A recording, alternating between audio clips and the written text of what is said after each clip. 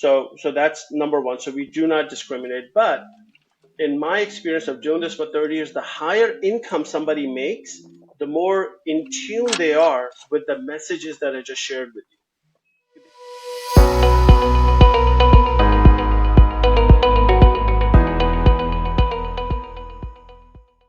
So let's just kind of break that down because I know it sounds like a mouthful when you say it like that, right? So going back to our example, $40 million. So a guy in New York is supposed to pay $20 million in taxes, 50%, right? Our fee is 30% of the 20 million, right? So our fee is $6 million. So he still walks away with 1.4 million plus 14 million. the 20 million.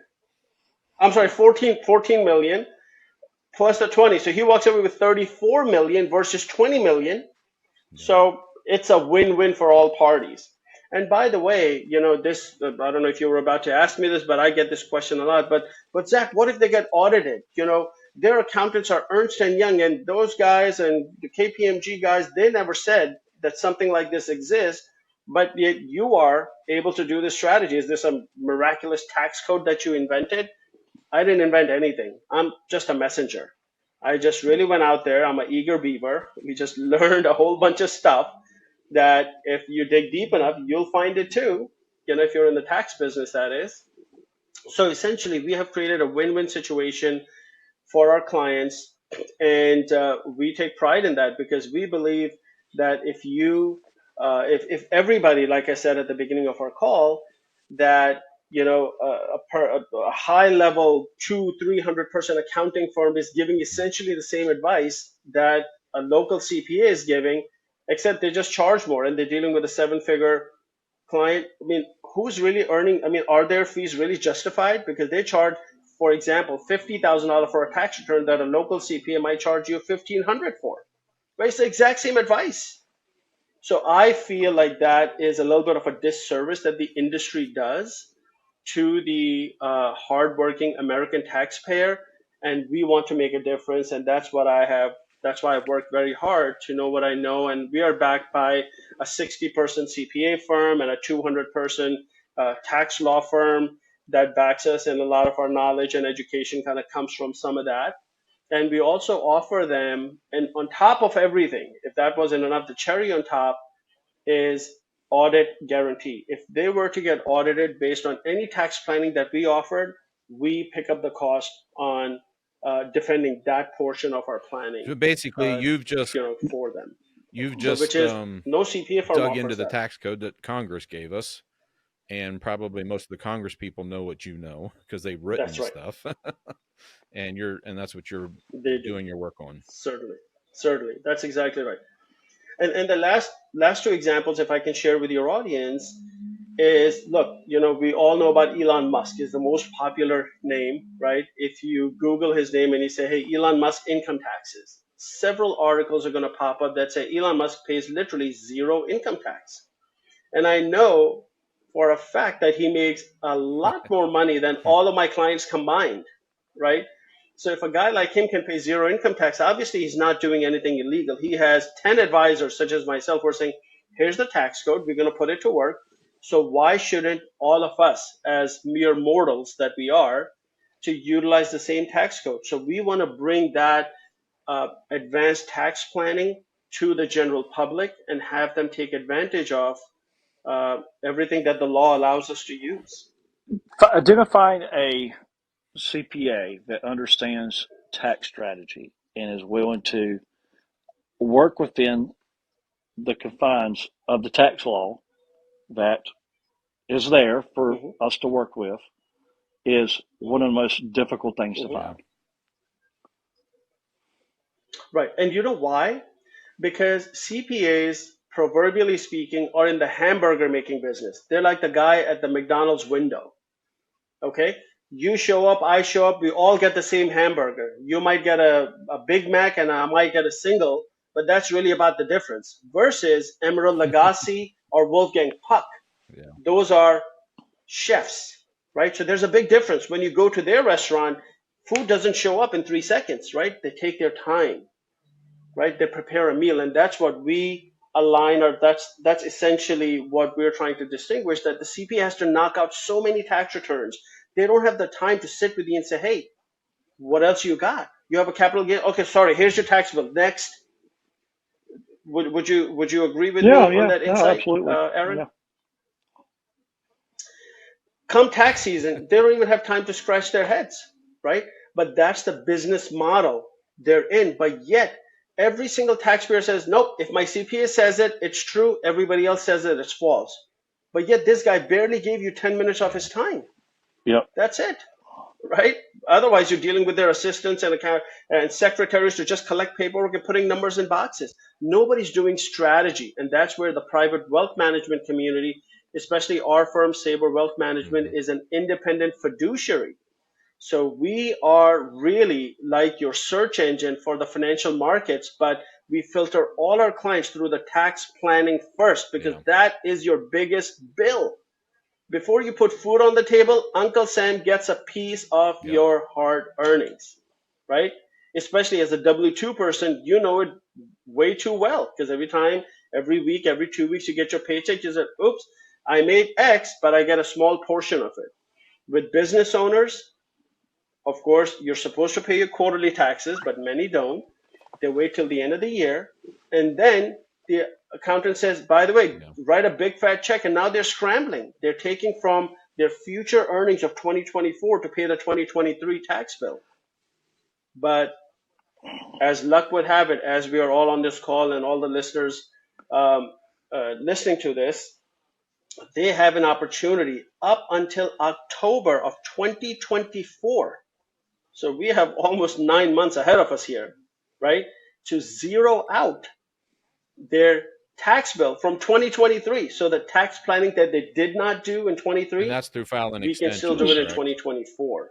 And this is only for 1099 and K1 people only. Slade, I have a couple more questions, but I know I've been taking the bulk of the time here. Do you have any questions before I go with mine? Yeah, two that come to mind. One, like I work with a CPA, and own a couple different businesses, but also a 1099 for real estate. Um, what is the process there? Like if I'm already working with a CPA, they're filing my return for me. What's the process with also working with you guys? You all work hand in hand with them, or is it like, hey, you've got to leave your CPA and come to us, or how does that work? Absolutely. No. So you have a and B answer is what I'm going to give you. So answer A. So we ask all our new prospective clients to go back to their CPA, have them prepare what's called a pro forma tax return for 2023. So what does a pro forma tax return mean? This is the step right before you file your taxes. So essentially, it's a final tax return, and your CPA is going to say, well, Slade, you made $1 million this year. We have all these deductions. Your taxable income is $400,000, and that's the bottom number they'll say.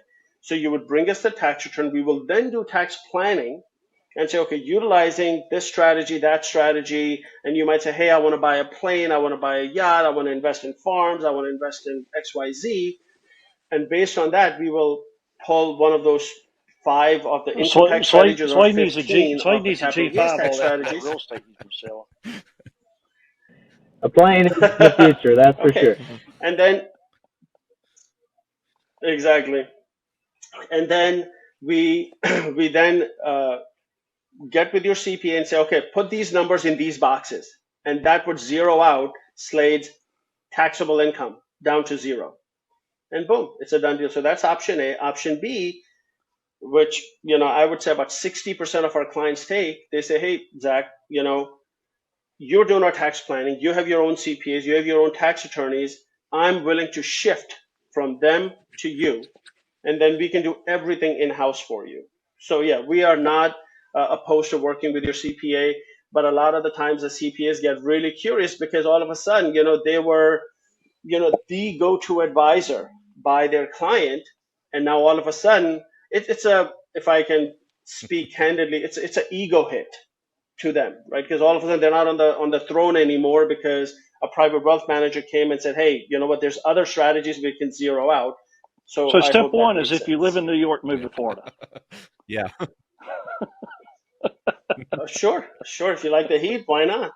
Listen, And you know, I got to tell you something. I've actually recently met an investment banker from San Francisco who is in the process of selling his company for about $400 million, who just to avoid taxes 2 years earlier moved to Puerto Rico. But his entire family is in San Francisco. And I said, what I is this just I just spent atrocity? I just spent 10 And I was days before speaking in actually Puerto at an, Rico. yeah, exactly. So, well, I'm sure you were vacationing, but you Well, didn't move there, there right? was a But this bit there guy was a business uprooted his whole life. I got you. Okay. section 60 So section essentially, 60. what I'm saying is certainly, certainly, yeah, we know all about that. So essentially, what I'm saying is that there are so many opportunities within the U.S. tax code that you do not have to uproot yourself to move to Puerto Rico or to move to Florida just to reduce your income tax bracket and break up your family or be away from your own family, right? There's no reason to do that. If you work with the right advisor who knows these little known tax codes, they can have you be in a zero income tax bracket. I don't care if you live in the middle of California. I don't care if you live in LA or in Manhattan. We can zero out your income tax and capital gains tax liabilities without disturbing your lifestyle. Very- How do you What see how do you see now that we have Bitcoin ETFs, digital assets, real asset tokenization, all this becoming much more of a thing. Opportunities for people to invest in land as a tokenized asset are big. It's going to become the future, right? Certainly, certainly. How do you see those type of opportunities? Going back to the original. I think what you and Wayne had connected on previously. We have a Wayne is managing a fund. He's raising capital into a fund to go out and buy farmland and invest. How do you see those same tax strategies being applied to tokenized farmland? In other words, if does that make Absolutely. sense? That absolutely makes perfect sense. So it's very simple. The answer is really, really much simpler. Although these are new terms, tokenization versus a share Correct. of a company That's right. versus a common stock. That's It's all it just a is. new term. So it's It's the same exactly thing. the Yep. same thing. Okay. Either a share of Microsoft or a Same tokenization. thing. That's right. Same thing. Okay. They used to call it IPO. Now they Yep. call it Or ICO. IDO. Okay. Same thing. Okay. Yep. Or IDO, right? They used to call it, a fiat currency. Now they call it Bitcoin, right? But guess what does not change and has not changed? The government, the IRS is still there, right? They're going to say, no matter which currency, even if you barter a sheep for a bag of rice, there's tax on that, right? So it's no different. And I'm using like a very old world example to connect to the new world example. And a lot in the middle is where we are right now. Nothing has changed. But these tax strategies, and as Wayne had very properly said earlier, are put in place by Congress, right? Congress, every single congressman is a multi-millionaire, right? Multi-millionaire. So they would never pass a tax code that they themselves can't take advantage of because nobody's above the law. At least I like to believe that, but nobody's above the law, right? So they have introduced and passed laws that benefit them. That's why they are in a 0% income tax bracket and many, many, many other situations that Slade, arise you out had a of that. question So too. I hope I answered your question completely. Yeah, I guess curious, Yes, sir. like with on the real estate side, we see a lot of 1031 exchanges. Like we had one last week, sold a property and rolled it into a new property. Are you saying there are strategies that are better than that, or just strategies that complement that? And can you share on like what your thoughts are there? Totally. Absolutely. Absolutely. So yeah, we never use a 1031 exchange because number one, it's kind of a stressful situation if you really think about it. I mean, unless you're so well connected in the real estate industry that you find the right asset, and right now, especially, people are still coming off of the high of the low interest rate where you bought an asset and 6 months later it was up $50,000, no different than what happened back before the global crisis of 2008. and people are still looking to, so it's very hard to find that target asset to get a good 1031 exchange into, right? And then of course you have the 90-day time frame and all the stress that goes into it. So the strategies that I'm talking about, the 15 strategies, not just one, 15 strategies that I'm talking about, totally are in replacement of a 1031 exchange. Or when we talk about cost segregations or bonus depreciations, that we bypass all of that. Why? Because again, like I said, the US tax code gives us so much opportunity to do that. So to answer your second question, are there strategies where I can buy and sell real estate and not generate a taxable event? Right? That would be pretty cool. Yes, there are several strategies available. And again, it's just too much to get into right now, where we can create almost like this tax bubble for you, where you can buy and sell assets all day long and not generate this taxable event. Okay, number one. Number two, why would the IRS allow these types of strategies to exist? Because they'd rather tax you on $100 than $1, right? So using Aaron's example, where somebody started a tech company for literally pennies, right, comparatively speaking, and now they're selling it for $100 million. So they're going to allow you to fatten up the cow, proverbially speaking, so they can get you the tax on 100 million rather than going along the way. So again, for real estate investors such as yourself, instead of you getting slaughtered every year because 1031 exchange, if you could not execute a proper 1031 exchange, you're going to get banged for most likely short-term capital gains, especially for flippers and wholesalers. You're getting banged for short-term capital gain, which is taxed at ordinary income tax rates. So that is a major problem. So we can create for wholesalers, flippers, real estate investors, 1031 exchangers, if there is such a word, where this tax bubble allows you to float in this bubble and get your wealth to grow massively. Now let's talk about taxation. So when you want to take income, if you turn, this is what I call the spigot strategy. You turn the spigot, you just need one cupful. Hey, I only need $100,000 to go buy myself an Escalade, right? So you just get taxed on that $100,000 at that point. But we have additional tax strategies within the tax code that may even allow us to get that cup of distribution that you're taking to be tax free. So it really is very incredible. Once you understand the tax code like we do, it's such a fun playground to be in, how you connect the dots and you really see how wealth is really made.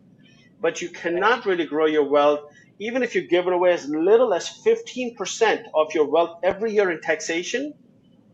It's hard because it's very difficult to earn a 15% rate of return, but yet you're paying a 15% rate of return off of your wealth.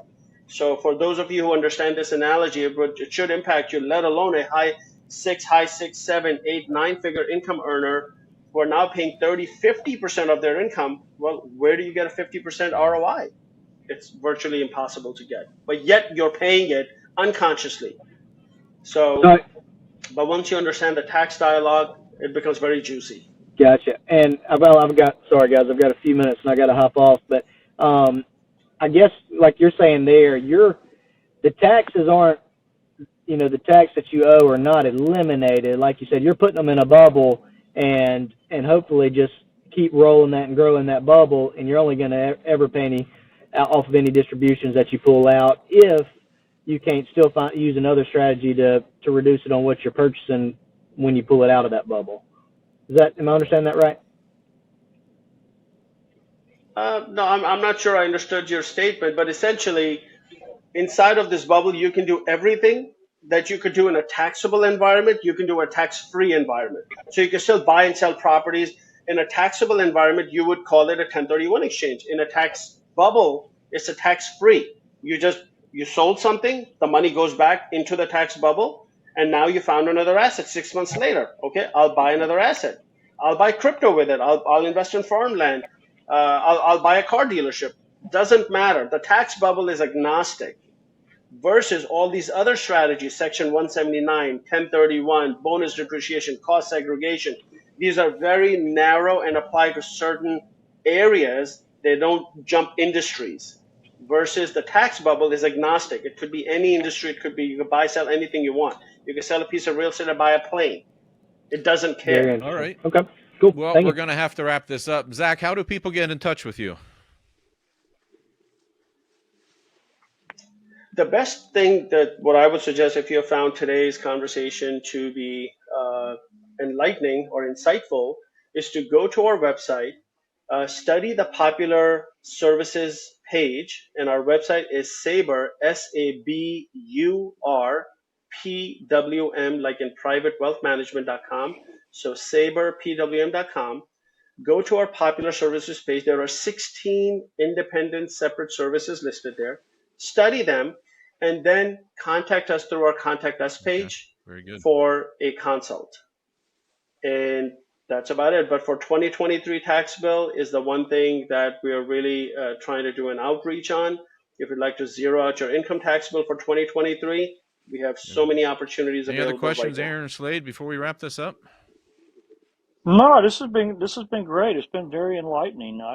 This is actually something I've personally been looking for a couple of years and struggled to find it. So it's been pretty impressive. Thank you, Zach. Fantastic. I'm glad you Very liked it. interesting. Thank you for I being look on forward to today, hearing from filling you in all. for our guest who couldn't You're make welcome. it today. Thank you So for on having short me, Wayne. notice, It's thank you always for a doing pleasure. that. Yeah, this has been great. Thank you so much. All Good right. meeting you. Yeah. Well, folks, that wraps up You're our welcome. My pleasure, guys. podcast My for pleasure. today. Thank you for joining us, and we'll see you soon. Have a good afternoon. Thank you. Yeah. Bye-bye.